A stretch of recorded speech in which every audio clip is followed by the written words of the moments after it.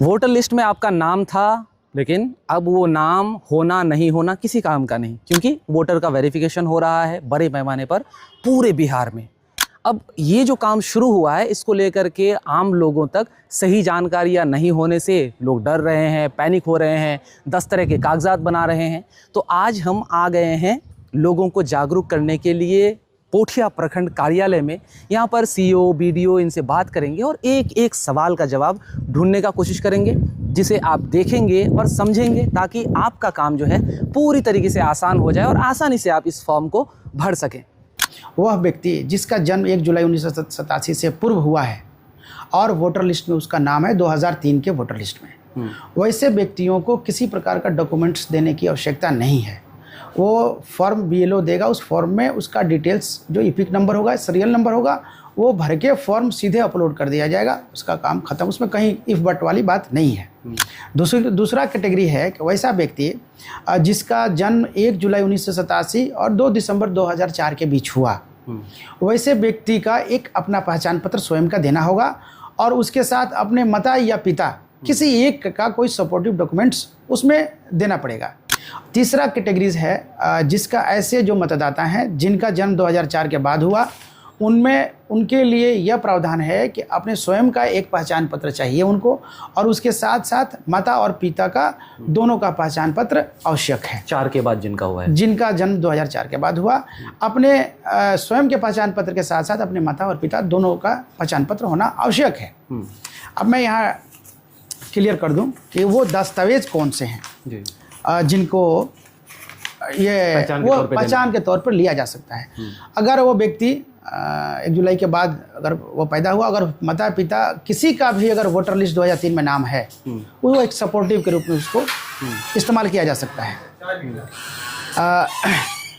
कोई भी मतदाता जिसका जाति, आवास, निवास या जन्म प्रमाण पत्र अगर उसके पास उपलब्ध है, तो वो अपना दस्तावेज को वो नागरिकता के रूप में यूज कर सकता है, उसको इस्तेमाल कर सकता है। जाति और निवास के लिए बहुत सारा एक कंफ्यूजन है लोगों में, कि लोग बहुत सारा पैनिक होकर के नए सिरे से आवेदन कर रहे हैं इसके लिए। नहीं। तो क्या कुछ है इसका? जाति और आवास कभी का वो चेंज नहीं होता है। कभी अस्थाई अगर निवास प्रमाण पत्र हो, 10 साल पहले का हो, 15 साल पहले का हो, जाति कभी का बना हो, वो कभी चेंज नहीं होता, वो बिल्कुल वैलिड है। उसमें कहीं पैनिक होने की जरूरत नहीं है। वो बीएलओ को उपलब्ध कराइए और वो डॉक्यूमेंट्स हम लोग अपलोड करेंगे, उसमें कोई दिक्कत नहीं है।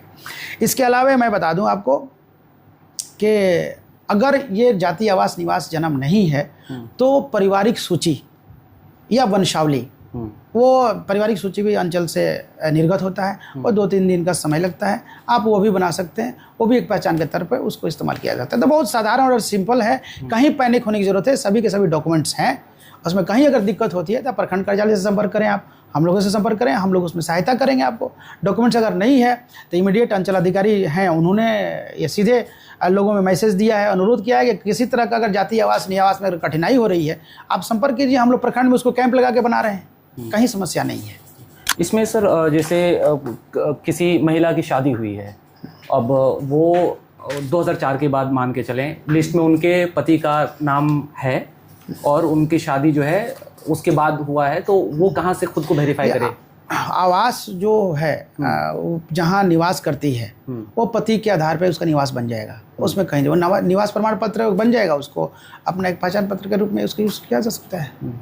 और जिन बच्चे का जैसे कि अगर 3 पीढ़ियों को हम लोग एक साथ लें, 2003 के वोटर लिस्ट में दादा का नाम है और उनके पिता का या फिर उनके बच्चे का जो है दूसरी और तीसरी पीढ़ी जो है उसका नाम नहीं है, तो क्या उनके दादा का जो नाम ऑलरेडी वहां पर इनरोल्ड है, वंशावली बन जाएगा? तो वंशावली वंशावली को साबित कर सकते हैं बिल्कुल से, है ना? बिल्कुल किया सकता है। उससे पारिवारिक सूची या वंशावली बना ले आप, उससे उनको प्रूफ हो जाएगा। अब जब आप वेरिफिकेशन के लिए डॉक्यूमेंट देंगे, तो हो सकता है आपको पारिवारिक सूची देने की ज़रूरत पड़े, जाति, निवास, ये तमाम कागजात देने की ज़रूरत पड़े। तो ऐसे कागजात के लिए अंचलाधिकारी पोठिया क्या कहते हैं, इसको सुन लीजिए। इसमें जो मुख्यतः अगर मैं देखूं तो अंचल स्तर से आपका जाति प्रमाण पत्र और निवास प्रमाण पत्र, और दूसरा कहूं तो पारिवारिक सूची। तो जाति प्रमाण पत्र और निवास प्रमाण पत्र, जैसे कि वीडियो सर ने बताया, ये पूर्णतः निश्चितकालीन के लिए होता है, हमेशा के लिए होता है, किसी में इसमें नए बनाने की ज़रूरत नहीं है। जाति कभी बदलती नहीं है, और अगर आप निवास एक ही जगह रहते हैं तो वो कभी नहीं बदलता है। तो इसमें निश्चिंत रहिए, कोई नया जाति अगर आपके पास पुराना है तो उसको लाकर आप बिल्कुल जमा कर सकते हैं बीएलओ के माध्यम से, और नया बनाने की ज़रूरत नहीं है।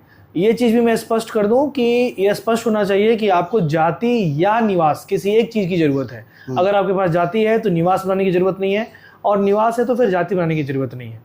ये हो गया एक चीज़। दूसरा, चूँकि अंचल स्तर पे अभी अचानक से फ्लो बढ़ गया है, करीब मैं बताऊं आपको जानने के लिए तो पिछले 2 दिन में हमारे यहाँ 6000 निवास का आवेदन आ चुका है, जो जनरली 500 या 600 होता है पर डे के हिसाब से।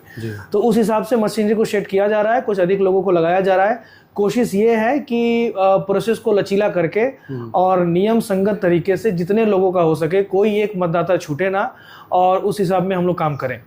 जहाँ तक बात है पारिवारिक सूची की, तो पारिवारिक सूची के लिए मैं आप सभी को सूचित करना चाहता हूँ कि इसमें आप एफिडेविट एक लेकर आएंगे। ऑलरेडी एफिडेविट में हमने प्रोसेस लो कर दिया है कि पहले फर्स्ट क्लास मजिस्ट्रेट या एग्जीक्यूटिव मजिस्ट्रेट के एफिडेविट की रिक्वायरमेंट थी, लेकिन हमने वरीय लोगों से बात करके ये क्लियर हो गया है कि नोटरी पब्लिक का भी एफिडेविट अगर आप लगाएंगे तो वो मान्य है। तो नोटरी पब्लिक के एफिडेविट के साथ उस एफिडेविट में आपके परिवार का जिक्र होना चाहिए कि आपके परिवार में कुल इतने लोग हैं, कौन जीवित है कौन मृत है।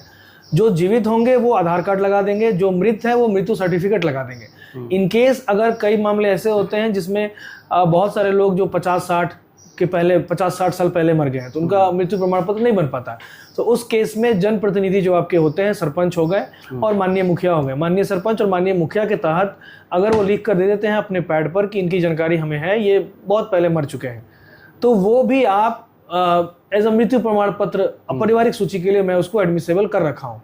तो ये दोनों कागज लगाकर, आवेदन और एफिडेविट लगाकर आप अंचल कार्यालय में जो लोअर डिवीजन क्लर्क हैं, जो क्लर्क हैं, उनको आप सबमिट कर दीजिए। मेरी पूरी कोशिश रहेगी कि 2 से 3 दिनों के अंदर बना के उसको आपको दे दिया जाए। सर, जैसे 2003 का वोटर लिस्ट है, उसमें कई लोगों का, चूंकि उस जमाने में आधार कार्ड नहीं हुआ करता था, तो स्पेलिंग मिस्टेक या एज का थोड़ा 19-20, क्या ये सब इम्पैक्ट डालेगा?